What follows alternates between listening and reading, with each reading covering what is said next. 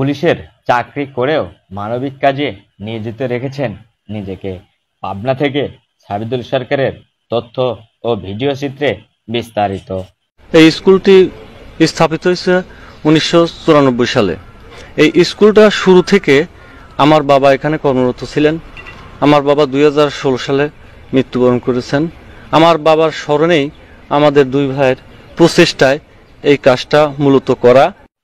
পাবনা জেলার ফরিদপুর উপজেলা পঙ্গুলি ইউনিয়নের এক মধ্যবিত্ত পরিবারে গড়ে ওঠেন পুলিশ সদস্য আকরাম ও তার ছোট ভাই হুমায়ুন কবির।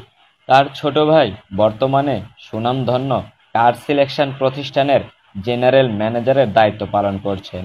নিজের পিতার স্বপ্ন পূরণ করার চেষ্টায় মানবিক কাজে নিয়োজিত করেছেন এই দুই ভাই। আমার বাবা মৃত আব্দুল কুদ্দুস এই স্কুলে কর্মরত ছিলেন। আর আমিও আসলে এর পঙ্গলির বাইরেও লেখাপড়া করেছি বিভিন্ন জায়গায়, যে কারণে এখানে সবার সাথে ওইভাবে আমার কন্ট্যাক্ট হয় নাই।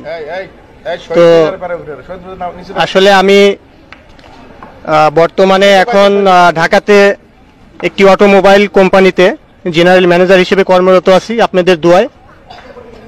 এই কাজগুলো আসলে করা ব্যক্তিগতভাবে আমার ভালো লাগে ভিতর থেকে, এছাড়া অন্য কোনো উদ্দেশ্যও নেই। আমি চিন্তা করি যে আমার স্কুল বা আমার আশপাশের এলাকায় যদি আমি কোনো ভালো কাজে শরিক হইতে পারি তাহলে আমার মানসিকভাবে প্রশান্তি লাগে। আর বড় ভাই আমাকে আসলে মাঝে মাঝেই বলে যে আমি একটু ভালো কাজ করতে চাই, তো তুমি আমার সাথে থেকো। তো আমি বলছি যে অবশ্যই আপনি যে কোনো ভালো কাজের উদ্যোগে আমি থাকবো এবং গ্রামবাসীর যে কোনো উন্নয়নমূলক কাজেও ইনশাল্লাহ আমি পার্টিসিপেট করব। পঙ্গুলি আমিনা মোস্তফা বালিকা উচ্চ বিদ্যালয়ে ক্রীড়া পণ্য সামগ্রী তুলে দিচ্ছেন শিক্ষা প্রতিষ্ঠানের প্রধানের হাতে। উক্ত অনুষ্ঠানে উপস্থিত ছিলেন পঙ্গুলি ইউপি চেয়ারম্যান সাজুদুল ইসলাম তালুকদার, সুমন সহ শিক্ষা প্রতিষ্ঠানের শিক্ষক ও এলাকাবাসী। করতে পারি এটাই আমার মূল উদ্দেশ্য, আর কোনো উদ্দেশ্য আমার ভিতরে নাই, এখনো নাই এবং মৃত্যুর আগ পর্যন্ত থাকবে না ইনশাল্লাহ। আমি রোকন বিশ্বাস, news desk, HDC television, Pabna.